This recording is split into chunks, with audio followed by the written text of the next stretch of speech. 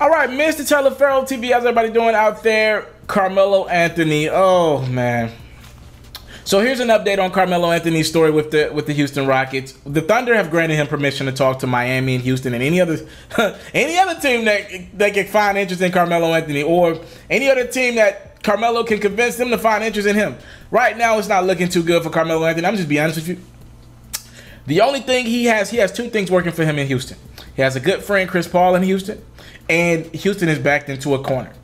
Houston has had as bad a summer as anyone. As a matter of fact, if I had to pick a loser this summer, they're by far my biggest loser.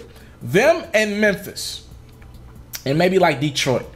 Those three teams are my biggest losers of the summer. But for sure, number one is Houston. Remember, if Chris Paul is healthy, this team is 48 minutes from going into the NBA Finals. So to combat that, they give Chris Paul max money for 4 years. I wouldn't have did that. I get why you got to do that. You can't lose Chris Paul. I would have called his bluff. I would have seen if Chris Paul was really interested in going to Los Angeles. I don't think Chris Paul would have did it. I don't think he wanted to move again. Though he has a home in Los Angeles, he cried when he had to leave the Clippers and go to the Rockets. He cried. He admitted it. I would have called his bluff. I don't believe he would have left again to move his family from Houston to LA, even though he might already have a home out there. I just would have called his bluff. I don't believe he wanted to leave the Rockets. So they give him max money. They can't get rid of that Ryan Anderson contract. I don't know how they're not able to get rid of that Ryan Anderson contract. I'm watching the Brooklyn Nets take on contracts left and right. They just don't. Nobody wants Ryan Anderson. I think he's got like 2 years, 20-some million on that deal. That's pretty much what the cap money you would need to go out and get somebody else. You lose Trevor Ariza. That was the biggest blow up this summer for them. You lose Trevor Ariza, a starting three, a 3-and-D guy who's more D than 3. Pause. Right? You lose him because Phoenix made this crazy offer. I know the Rockets couldn't pay this man $15 million. Phoenix gave him $15 million over 1 year. But if I'm Houston, I'm definitely giving him $10 million over 3, right? See if I can, give him more longevity and, a little less money, but more longevity, right? $30 million over 3 years. But they don't do that. They end up losing Trevor Ariza to Phoenix. Then this latest move they lost Luka Mbamute to the Clippers. So they're down 2 forwards.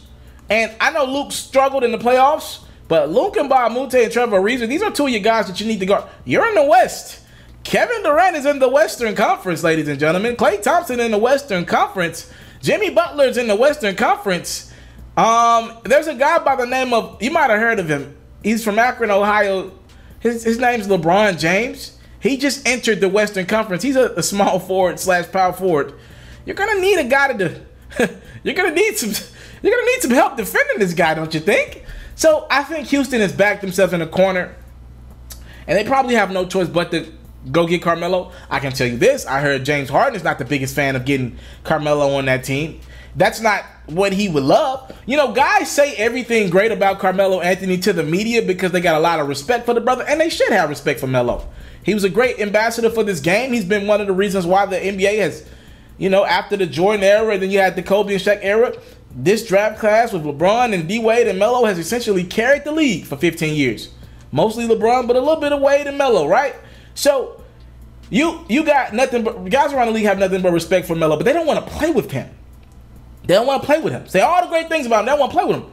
So Houston is like, yo, I'm sure Harden doesn't want him there. He's not going to go out of his way to convince him to get there. CP3 might.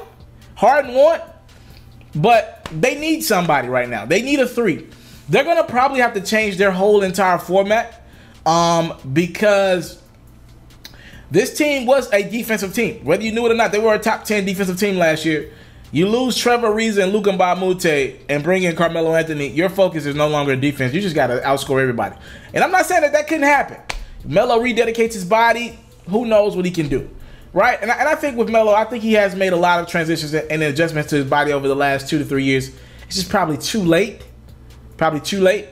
But they're probably going to have to sign Carmelo Anthony. I believe this just gets done. Maybe a trade or something, whatever it is, wave and stretch, whatever happens. I believe Carmelo Anthony ends up a Houston Rocket when it's all said and done.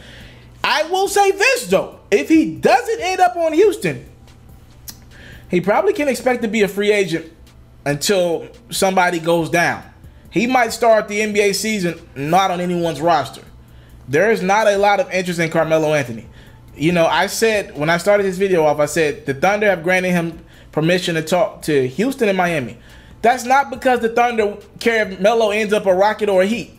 Those are the only two teams with marginal interest in Carmelo Anthony. People are not dying to have Melo a part of their team. A lot of teams look at him like, yo, I don't want Melo coming in and messing up my team's chance of winning a championship. He can't put us over the hump because he doesn't play defense. Or there are a lot of teams like, yo, we got a lot of young guys in here. We don't want Melo's mentality trying to get 15, 25 shots a game. We don't want that brewing on our young guys. Why would we bring him into this when we can just give those shots to our young guys, struggle to win games, but at least allow them to grow? So there's not a lot of room for Melo to fit in. And I think the Rockets have backed themselves in a corner to have no choice but to get a guy like Melo. And we'll see what GM Daryl Morey does in the next, this should be done by the end of July. I'd say probably the next couple weeks. Thank y'all for the time, love. Put out, don't take it for granted. Carmelo Anthony is likely going to be a Houston Rocket, but he's weighing his option. The other option is Miami.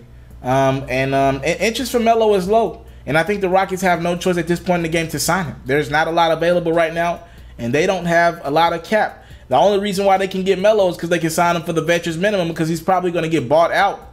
And that money that the Thunder will owe him, he'll still get it. It just happened over some years. So he won't look at this year as playing for a low amount. I'm out. I want to salute you, homie, you know, for building your own thing and doing your own thing, creating your own platform, your own website. I got one life to live out my dreams, and I'm giving this thing all I got. I interview celebrities. I talk sports. I represent the culture. Right now you're turning up on MrTaliaferro.com, shawty.